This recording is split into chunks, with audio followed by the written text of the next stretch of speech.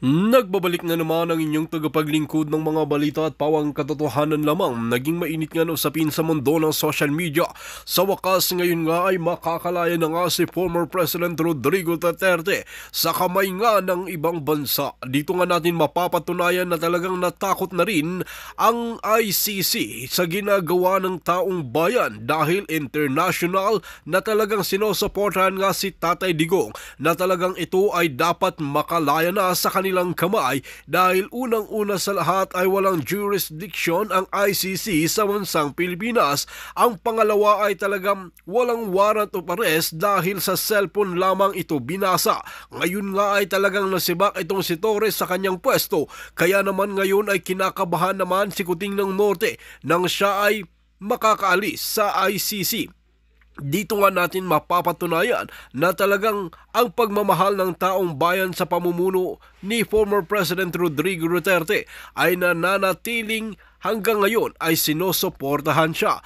Kung tutuusin mga kaibigan, inamin naman ni Tatay Digong noon na hindi perpekto ang kanyang pamumuno. Ngunit marami pa rin naniniwala na tama ang ginawa na desisyon ni former President Rodrigo Duterte dahil sa panahon ng pandemic ay paniguradong mamumulubi tayo at mamamatay ang taong bayan kung hindi dahil kay Tatay Digong. Well mga kaibigan, ngayon nga ay talagang magkakalam na kung sino nga ba talaga ang tunay na susuportahan ng taong bayan, si Kuting ng Norte or si former President Rodrigo Duterte. Well mga kaibigan, para nga sa karagdagang impormasyon, panoorin nga natin ang buong video. At kung bago ka lamang sa akin channel, huwag kalimutan i-click ang subscribe button at notification bell para lagi kang updated sa ating mga bagong video. At para sa sulit viewers natin dyan, maraming salamat sa walang sawang pagsuporta natin sa bawat isa kung ano ba yung nangyayari at kung paano binara ng lawyer ni Pangulong Duterte ang mga media. O palakpakan muna!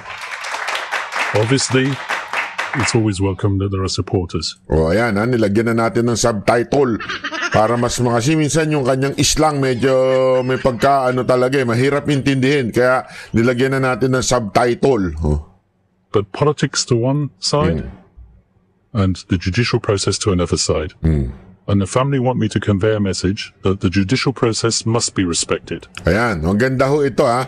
Yung una kasi parang sinasabi dito, reaction niya doon sa nangyayari na mga pagrarally o suporta ng sambayan ng Pilipino, lalong-lalo na nung panahon ng birthday niya.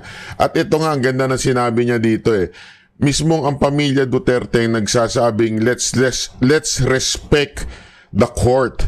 Alam nyo, ganyan si Pangulong Duterte, yan ang katangian niya ever since. Always respected the law, diba? Dahil nga siya ay abogado, dating prosecutor, dating piskal, kaya po siya masyadong marespeto sa batas. At lagi niya nga yan sinasabi, paulit-ulit niya yan kahit nung sa mga rally, diba? Kasi may mga nagrarally na gusto na ng revolusyon. Sabi niya talaga noon, hindi. Tayo'y sumunod sa batas at atin pong sundan po ang mga batas sa ating bayan. At yan din ang pinapaalala niya ngayon sa mga supporter niya, kasi nakikita talaga ng buong mundo na dumadami, nagkakaroon talaga ng people power patungkol sa panawagan na pauwi na si Pangulong Duterte.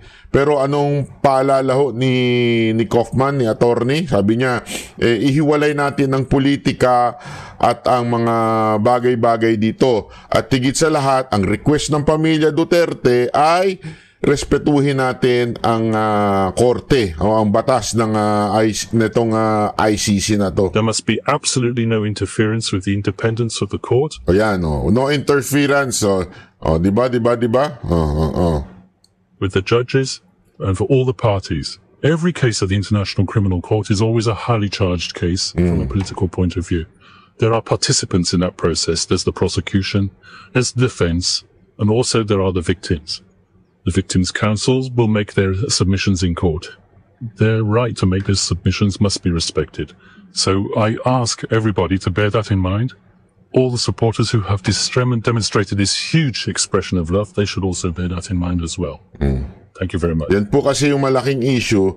Ang kulit po kasi ng media dyan, paulit-ulit na sinasabi, ano ba magiging epekto ng malaking rally? Para bagang sinasabi nila na rally kayo ng rally, wala namang epekto yun sa ICC. Kaya nga ginaganyan nila yung mga abogado. Tinanong din nila yan doon sa mukhang ulikba na abogado ng kabila. Tinanong sa kanya kung ano ba epekto niyang rally na yan. Kasi para bagang sinasabi nila, rally kayo na rally, dami-dami nyo, wala namang epekto yun sa ICC. So ganyan nga yung sinasabi dito kay Kaufman. Meron bang epekto yung rally na yan sa ICC? Alam mo naman itong mga media tulol eh. Di ba? Totoo naman eh. Yan ang purpose ng pagtatanong nila eh. Sir, have you filed any motion for the interim release of the former president? Once again, interim release is a complex process. We're considering it and we will file it at the appropriate time. Have you? Once again, huwag ka na makulit, sabi. Sa ano yan komplikadong bagay yan at sa tamang panahon. Sa tamang panahon aanuhin natin yan. You're not yet filing. Have you filed or not yet? I'm not telling you when I'm going to file anything. Gusto ko yun. Like ko yun. Sabi ba naman niya. Kasi inulit pa eh. Tinanong mo na eh. Akala niya siguro madudulas yung mga tipong mapipili. Alam mo kasi sa atin minsan, pasensya na ang tamaan, wag magalit ganyan talaga buhay. Yung mga politiko sa atin, kahit yung lalong-lalo na yung si Madam Claire, pag inulit-ulit mo yung tanong, mas lalong maiinis, mapipikon, tapos bibira sa Duterte. Ganon yun eh. Walang kontrol eh. Kita mo talaga mahina ang EQ eh. Diba? Walang kontrol eh. Kaya pagka inulit-ulit mo yung tanong, alam mong madudulas at magagalit ba? Ika nga. Eto, ano sagot niya? I'm not going to tell you. Ulitin natin. Ang sarap nung pakinggan eh. Once again, interim release is a complex process. We're considering it and we will file it at the appropriate time. We will file it at the appropriate time. Ang lina, ibig sabihin, file namin yan sa tamang panahon. Bigla ba naman tanungin pa uli? Have you? You're not yet filing. Have you filed or not yet? I'm not telling you when I'm going to file anything. Palakpakan. Kakasagot ko lang na on appropriate time. Tapos tatanungin mo naman, nag-file ka na? Kailan ka mag-file? I'm not going to answer that. How about, sir, you are mentioning in one interview that you have is a compelling argument. Ano you have so?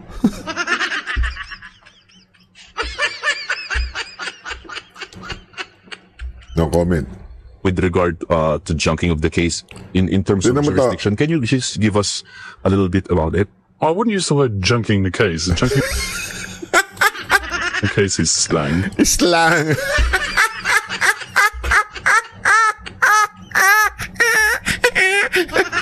Kasi naman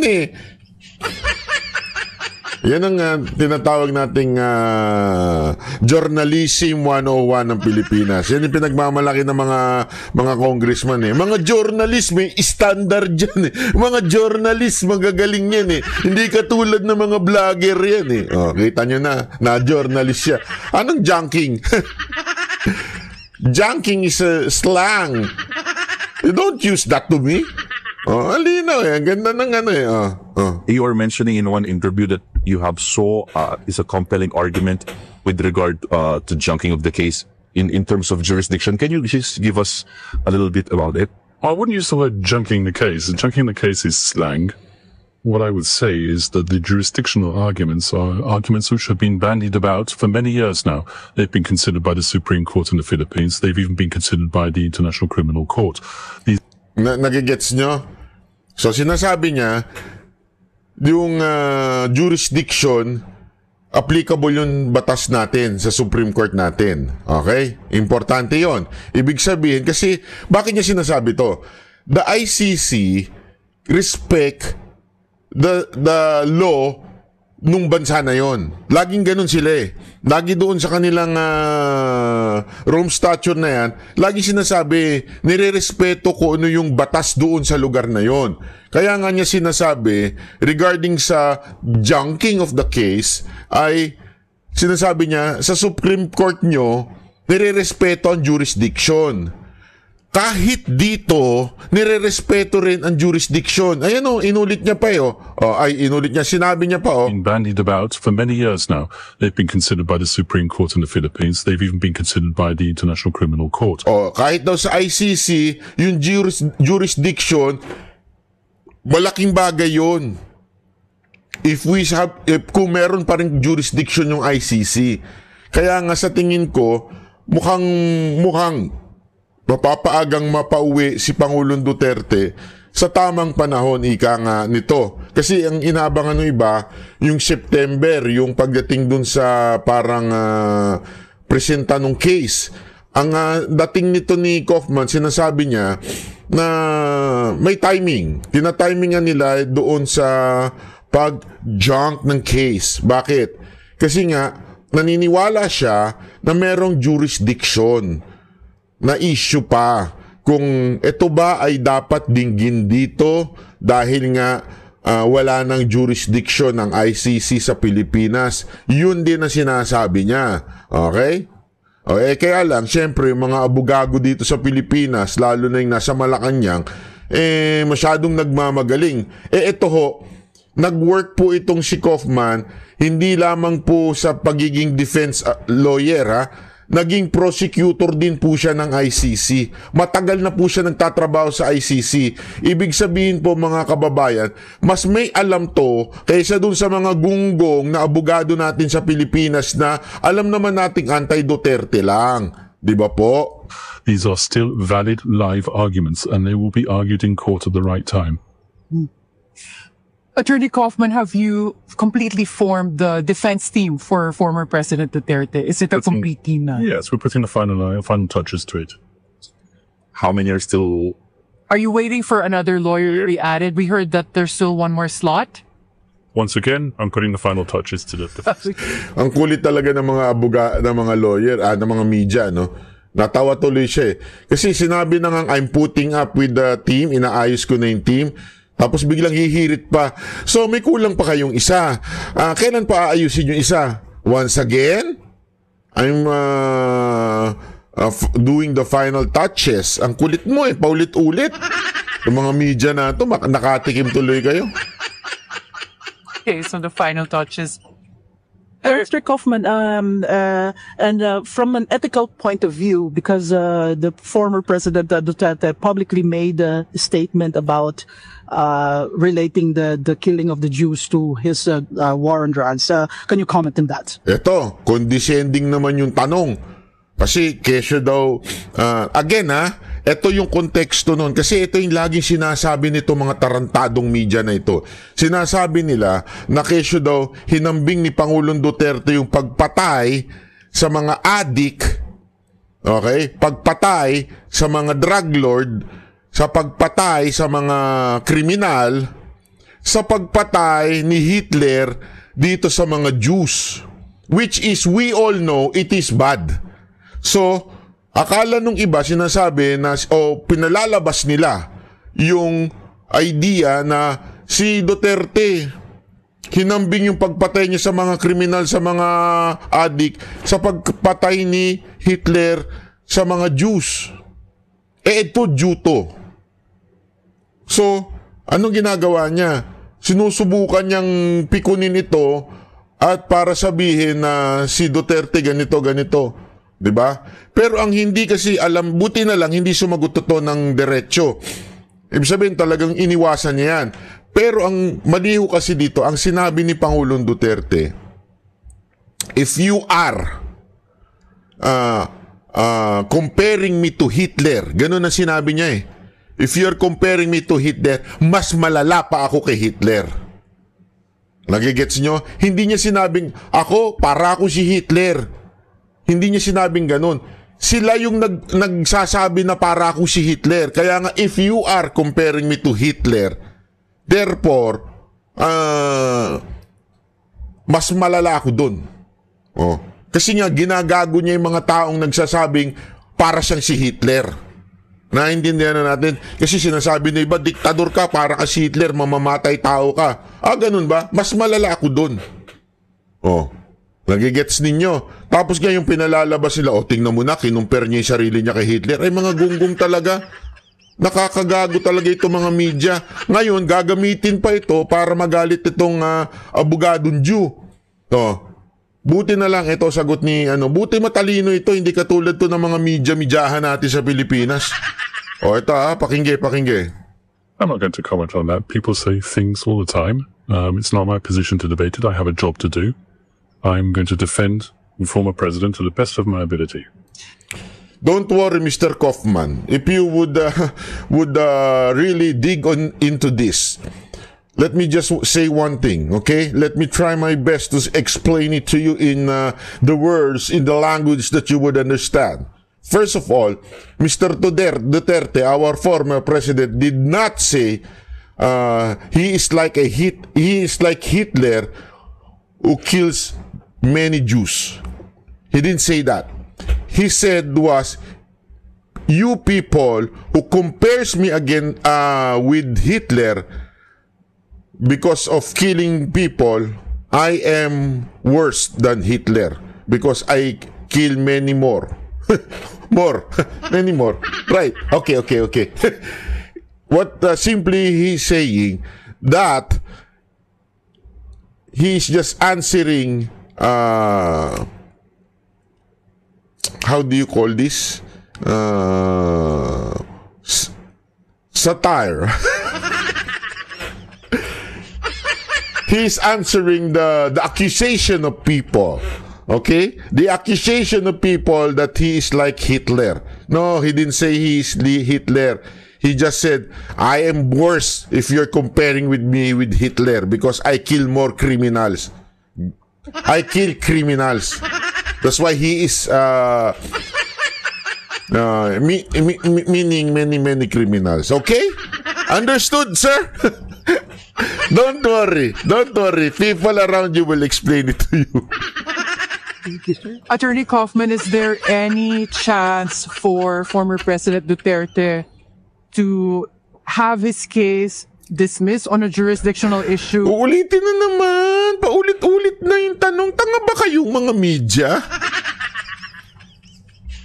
Alam mo, ako nahihiya. Sa totoo lang, ako nahihiya para sa inyo.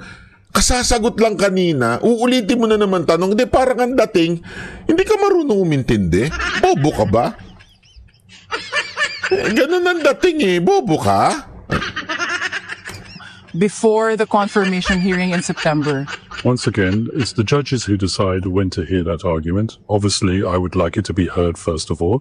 I believe that there are compelling arguments, and I will seek to persuade the judges, but the people who decide at the end of the day are the judges themselves. It's not my job to presume anything here.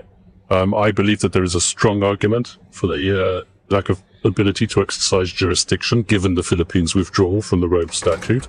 I hope that the judges will accept my submission. They might decide, obviously, that they don't want to hear it at the earlier stages. They might want to combine it with the confirmation hearing itself. I hope that will not happen, but once again, it's not my position now to presume anything.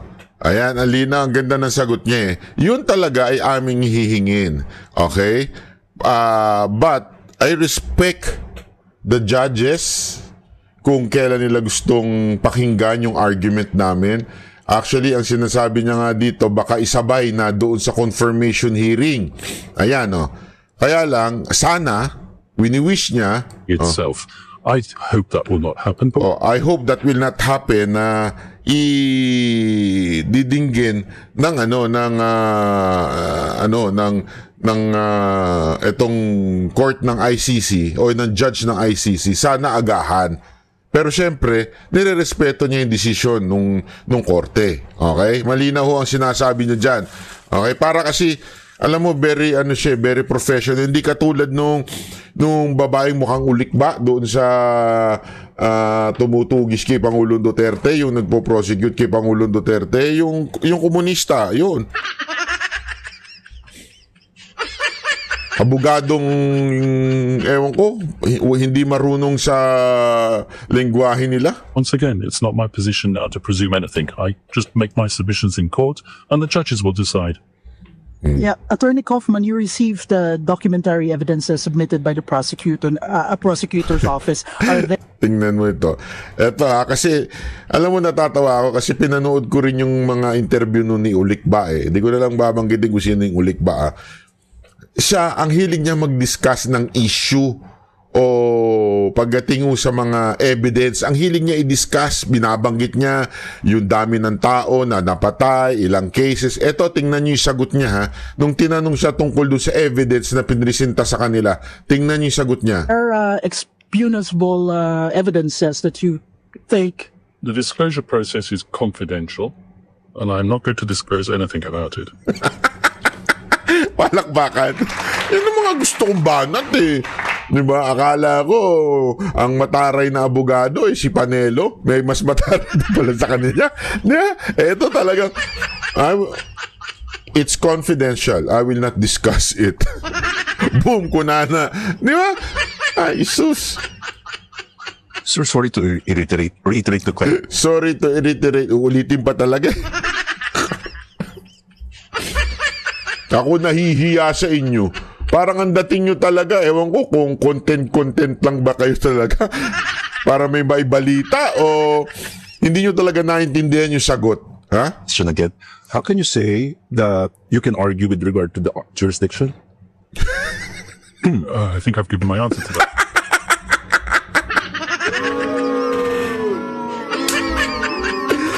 Sabi ko po, alam mo, natatawa ako kasi, nagigits ko yung abogado eh. Sabi niya, kasi paulit-ulit na, pangatlong tanong na yan, tungkol dyan sa jurisdiction. Sinasabi niya nga, of course we will argue on that, pero on proper time, not today. And I will not tell you about it. Kasi nga, this is argument in the court. Alam mo, eto ha mga kababayan, naano ko ito eh. Natutunan ko ito sa mga ilang abogadong kaibigan ko at pati na rin sa akin tatay. When you argue in the court, hindi mo yan sasabihin. Ito yung diskarte ko. Ito yung diskarte natin ha. Keep quiet. Shut up. Di ba? Pagdating sa court, doon kayo maglalabanan eh. Ano yung argument mo? Pag sinabi mo na kaagad, makakapag-prepare na kaagad yung kalaban ng counter-argument doon sa argument mo. So you will not tell it. Kasi nga, taktika mo yun eh. Alam mo kung sino yung mga mahilig magsalita ng kanilang argument? Yung mga fame whore na abogado. Yung mga bobong abogado. Alam na, basta ito, pag ang abogado madaldal, delicates yan. I mean, walang problema kung vlogger ka at ine-explain mo. Hindi ka parte noong kaso. Okay? Walang problema doon. It's explaining kung ano yung nangyayari. Pero parte ka nung case, isa ka sa mga prosecutor, pero ang daldal mo, hindi dapat ganun. Bakit? Binubuking mo yung strategy mo, ika nga. Itatago mo yan eh. Diba? Hindi mo pwedeng explain sa tao, sa public. Pag gaganyan, kandidato yan. Hindi abogado. Tama, mali. Diba, ulik ba? Yeah. Already fairly comprehensively. Okay.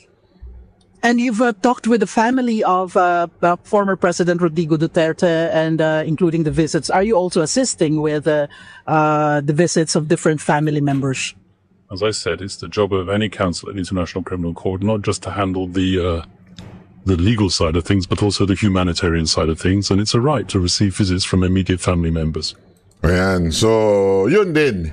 Nilalakad din niya yung siguro yung application na lahat siya din ang sabi hindi nga lang yung legal issue sa court pati yung mga ina-assist kung paano kasi tandaan niyo abogado yan sila may alam especially to kaya nga kasi meron mga nagsasabi bakit hindi kinuha si Roque hindi kinuha yung mga magagaling nating abogado iba po kasi ang batas natin iba rin po yung patakaran doon eto matagal na doon ito, nagtrabaho na doon. At madami na siyang hinandle na cases. So, alam niya na po yung paano ba dadalaw ang pamilya, paano ba makakapunta yung mga dapat makapunta. Siya ho ang may alam. Yun ang rason doon. At yan nga yung parte niya. Kaya, nagpapasalamat tayo sa kanyang effort. Thank you very much, Mr. Attorney Kaufman. And there are also issues about getting some funds. Tingnan mo ito ha. Tingnan mo ito. Pati ba yung funds? Kasi sa atin dinidiscuss pati yung funds eh. Mamantakin mo. Ewan ko nga. Pati yung funds. No comment. Ayoko na lang magsalita. Pero kasi dapat hindi yung dinidiscuss eh. Kung saan kukuha ng funds, pambayad sa abogado. Pati ba naman yung pag-uusapan? I mean, di ba? Bayad sa abogado, yun eh.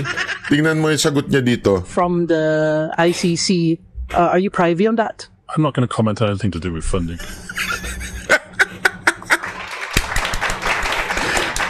I really like your answer. Bakit ako magko-comment tungkol sa bayaran?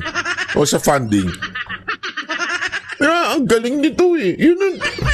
Ito yung mga abogado matitikas eh, no? Yung, hindi yung simple bumanat eh. Pero I'm not going to comment. Baka gusto mo itanong pati sahod ko, magkano? Hindi, gusto mo, tanungin mo na. Itanong mo na pati magkano sahod ko dito. Magkano kikitain ko dito. Alam mo, eto yung mga pinagmamalaki nating journalist. Mr. Pimentel, Congressman Pimentel, Ace Barbers. Ito yung mga pinagmamalaki ninyong journalist. Paduano, ito yung pinagmamalaki ninyong abante na journalist.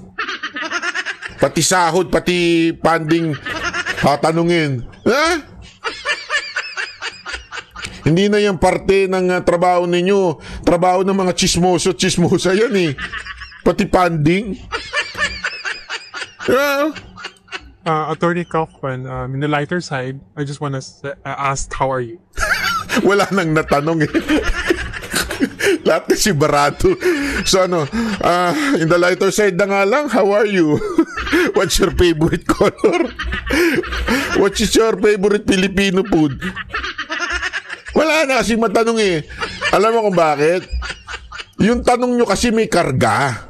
Yun ang problema kasi sa inyo mga media. Kasi nga, mamaya ipapaliwanag ko Ipapaliwanag ko sa inyo kung bakit ganyan ang mga media natin. Now, medyo, hindi naman natin masabing bobo or tanga, pero bakit ganyan? Kasi nga kargado. Mamaya explain ko sa inyo kung bakit kargado. Well, thank you very much. Maybe you got information that I had an operation just before I came here. But Do you have a health issue? oh, I had a hernia fix. Okay. Have you been getting enough sleep? It must be very busy preparing for this. Ayan na yung mga date question na yan. Pang ano na yan eh. Kasi nga wala, hindi nila kaya eh. Yung mga tanungan, hindi nila kinakaya eh. Well, if you know me well, I never... I never sleep. But you've handled other ICC cases. What is your estimate as to how long this will take? How long would you take? Do you think? I can't estimate, really. I really can't. All I can do is say that we will make the submissions, and I hope that the submissions will be accepted by the judges. But what's the difference between handling this particular case and other cases that you've handled in the past? Well, all cases are highly charged, as I said. Handling a case of the ICC is a challenge. It's always a challenge. Quite frankly, I don't differentiate between my various clients. With the shows, Tingnan mo Filipinos coming from... Sinabi niya na I do not. Kasi pinipilit siyang ikumpara ito sa ibang mga hinahandle niyang cases. Okay? Na para bagang gustong sabihin na ano ito kakaiba ito, ano to, dahil matindi ang nangyayari sa Pilipinas, parang gano'n ang gustong palabasin eh. Kaya nga sinabi niya, I don't differentiate between my various clients. So hindi niya ano yan, hindi niya ito ganito, ito ganito, walang comparison, ika nga. I don't differentiate between my various clients. With the shows, this much Filipinos coming from all over the world here at the ICC detention facility, compared to the other cases you've handled in the past, is this the first time you've seen a turnout like this? please don't be offended, but no, not really. Oh, really? Have you seen this in other cases? This has happened in other cases as well. When a case gets to a critical stage, then there is always a huge demonstration of support from people of the country concerned. And that's Nakikita ninyo? Kasi nga, alam mo, eto there's a big issue on ICC. Bakit to? Alam mo, isa sa issue ng ICC, ang kaya lang nilang kundinahin ay yung mga itim. Totoo po yan. At saka mga Asian, at tulad ni Duterte. But they cannot do it with whites. Kaya nga merong issue ngayon ng ICC na medyo may pagka-racist. So sinasabi niya dito, kita niyo, mamaya sasabihin niya yan quite frequent in this court. Can you give... Oh, there's numerous African cases where... Yan. So, sa pagka sinasabi niya, yung mga other cases like katulad ng mga African na we do not know. I cannot judge kung ano nangyayari doon, kung bakit dinala sa ganyang court din yung iba nilang leaders. Pero sinasabi niya dito, ganun din. May support din. Kasi nga po, may issue talaga na nangingialam ang ICC sa mga hindi dapat pakialaman tulad ng panghihimasok sa politika. Alam mo, hindi kasi ang ginawa-gawa lang nilang rason na parang crimes against humanity. Pero in reality, it is all about politics. Kaya nga, maraming nagde-demonstrate pag merong leader na dinala dyan dahil ang charges is crime against humanity, but ang katunayan, kaya sila naandyan, it's because of politics. Yung kalaban nila ang gumagawa ng mga quote-unquote fabricated evidences, fabricated witness. So, ganun po ang ginagawa. Kaya marami din po talaga, hindi lang si Pangulong Duterte. This only shows na itong ICC may problema ho ito talaga. Kasi kung matino ito, bakit umalis ang US? Bakit umalis ang iba pang mga bansa? Nag-alisan ho sila. Kasi sa tingin nila, wala itong moral moral authority. Dahil nga, sila mismo may pagka yung quote-unquote nilang human rights defender, ay hindi naman nila dinidefend talaga yung tunay na human. But more or less is pagka subordinate sa kanila, yung race, binabanatan po nila. Yun po ang talagang cases na nangyayari, issue dito sa ICC. I'm not saying it is true, but it is an issue with ICC. Supporters have turned out here to support their various, how can I put it, suspects who are detained in this building here. Does that have any impact, negative or otherwise, on the proceedings? Well, it can have a negative impact on the proceedings if, as I said, the media or the supporters turn against the judicial process, and the judicial process must be respected. As I've said, this issue is the subject of intense debate in the Philippines. But let's just put the politics on one side, and the judicial process on the other side. Attorney Kaufman, you mentioned that you work with or you knew... Ito, maganda ito. Yung ito sasabihin niya yung background nung kalaban niyang magpo-prosecute naman kay Pangulong Duterte. Prosecutor Karim Khan. Can you comment on that? Did you really work with him in some cases before? Well, put it this way, I've never worked with Karim Khan on a case together. I know Karim Khan for many years. He has a similar background to the same background that I have. We've been working in international criminal tribunals for many years. I was a former prosecutor, so was he. So we've both worked on both sides of the tennis court, if I can put it that way. So my familiarity with Karim Khan goes back many years. So familiar daw siya dito doon sa prosecutor. Matagal na nakipagtrabaho sa kanya ito. I respect him. I hope that he will be fair. I have no reason to doubt that he will be extremely fair in this process. And as I said, I look forward to working opposite him in the courtroom. Attorney Kaufman, you're one of the few people who have seen former President Duterte. You get to visit him. How is he? Duterte yun mali yung caption. Health-wise and, physically and emotionally? Well, as I said, he's in good spirits, and I will keep on saying that because he is in good spirits. Obviously, he's 80 years old, and with all the accompanying medical issues that accompany someone who's 80 years old, and it's not easy to get adjusted to the life in UN detention or ICC detention. So those are the only challenges that he's facing at the moment. Okay. Is there any word from President Duterte that he is requesting from you? Everything that I've said regarding the need to respect the judicial process is something that I know that he endorses fully. Okay, thank you very much. I've got to go in now. Thank you. Ang ganda nung sinabi na yun, ano? Yun lang ang message ni Pangulong Duterte. Message lang niya, respetuhin natin ang korte. Ang ganda eh, hindi bitter eh, di ba? Kung ako yan, hindi ano ako, sino kayo? Hindi eh. Sabi niya, respetuhin natin ang korte. Respetuhin natin itong mga judge na ito. Ano tayo? Let's go with the process. Di ba? Ang ganda ho ng puso ng ating Pangulong Duterte. Kung iba po yan, ako po, lalong-lalo na yung si Remulla, sa DOJ, di ba? Galit na galit doon sa Timor-Leste kasi hindi pinauwi si Tebes.